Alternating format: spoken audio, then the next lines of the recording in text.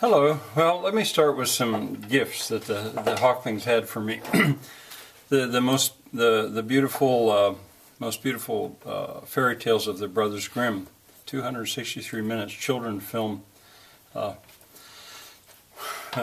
mean, they know that that's a good way to learn a language. Austria, travel. That's like giving whiskey to an alcoholic. Switzerland, same thing. Now, wait, still more gifts that they gave me. Thomas had found this book, which is an unusual book, Mills and Millers in Berlin. This was done at the time that Germany was divided, East and West Germany. Extremely detailed and accurate. That'll take a lot of study. He had found this in a bookstore. Just that picture alone. And surely, when I was looking at this book, old mills, pictures of the sheets. I'm not sure what that word means. I was admiring this book. I remember when she had gotten it, and she said, "Well, you can have it." And I said, "What?" And she said, "No, you can have it."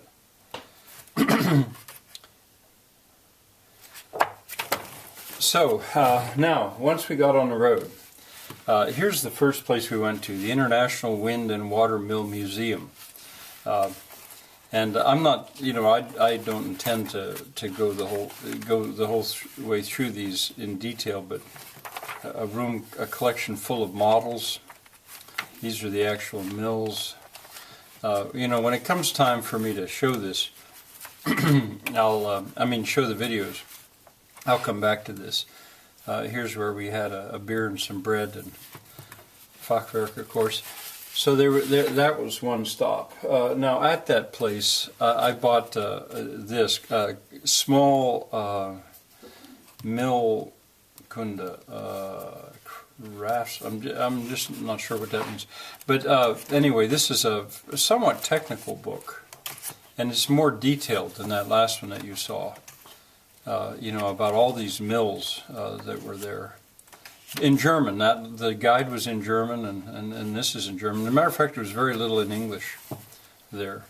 The English translation that they gave me, I think I may actually at some point go through that, because the English is so strange. It comes straight off the, off a computer, internet computer, the strength of water. So there's that. That was the Gifhorn. Then the second one that we went to, the Westphalia in English, Open Air Museum. This I have in English. Got several copies of this.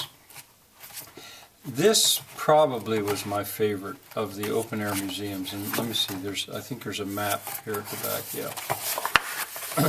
I think we spent 5 hours there, maybe 6. We went in here at this spot, and we went around and we might not have seen this stuff up here. I'm not so sure we saw that, but everything else we saw, and it was wonderful. Just plain wonderful. Now, the third open air museum that we went to, Free Light Museum in Hagen. This was also wonderful. It was slightly different in that this had to do more with industry, old industry. I don't know how much of this you can see. I'm not going to actually worry about being too accurate or too complete right now, because this is an overview. But we spent maybe 4 hours, maybe 6, maybe 5 hours here too, and worked our way up through all these sites until we finally came up here and then went back down. You'll see all this stuff in extreme detail when I get around to it. This would be one of the woodworker shops within that museum as a postcard. And that was a normal guide. This is more complete. in German. I'm going to have to come to the point where it just doesn't matter to me if it's German or English, because you know, too much of this is not going to be available in English.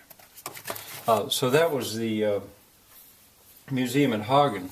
Now, when we went into the Netherlands, this, somebody had told us back in Bad Pyrmont that this was the best of all, better than any of them.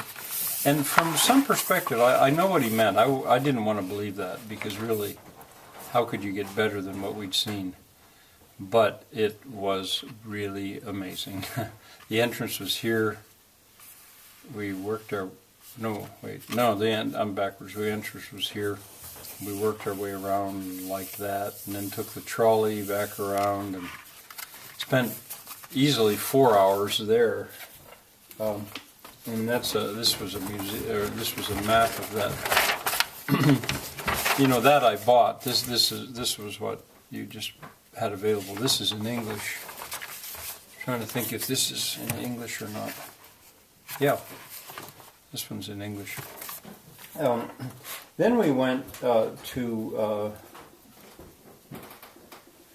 Shirley and Thomas's friend, Peter. He owns a motel. This is a couple hours away in Holland, right behind the highest sand dune in Netherlands. And our room was there. We had a shared room, and this was his motel. And you'll be able to see in video, he let me film as he walked through to show it. A very, very nice place. Most of his clientele is German. Now, Zeeland, I think they say, is that area of Holland, and I'm not going to even open that. After we left them, we went to Utrecht and stayed there. I climbed this tower.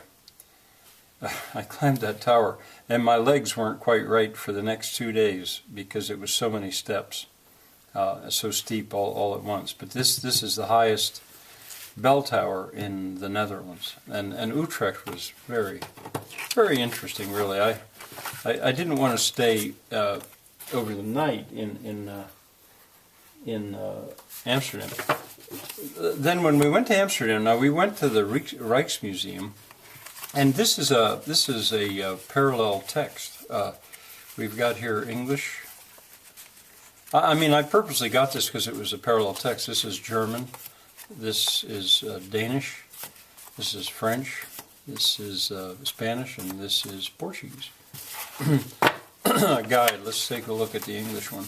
A floor plan. But again, this just isn't. Later, I'm going to be in great detail showing you some of the things that were there. This is just giving you an overview. While I was there, I bought 3 books. 2 of them I've already given away because I knew of a young man that helps me who's an artist.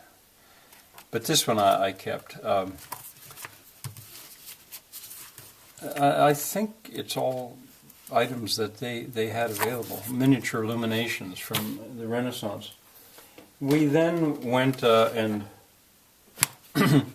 walked in Amsterdam some, and Adam, he's the man that I gave those 2 books to. He had supplied me with this. He loves Amsterdam, and he had supplied me with this. We had taken a train into the train station, and then took the trolley to the Rijksmuseum, and then walked around a little bit to the Dam Square, which is, I'm not sure where it is. We don't want to take the time, but then walked our way back to the train station, and then went back to Utrecht where we'd been staying.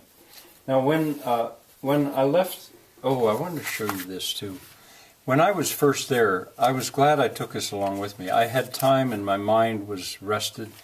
This is nothing but a dictionary, English to German.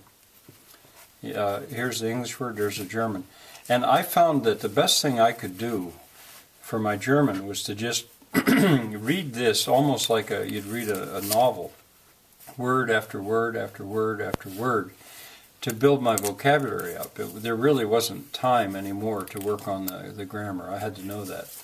And this worked. I knew an awful lot of words, and it helped to bring them back to mind. So this served me well.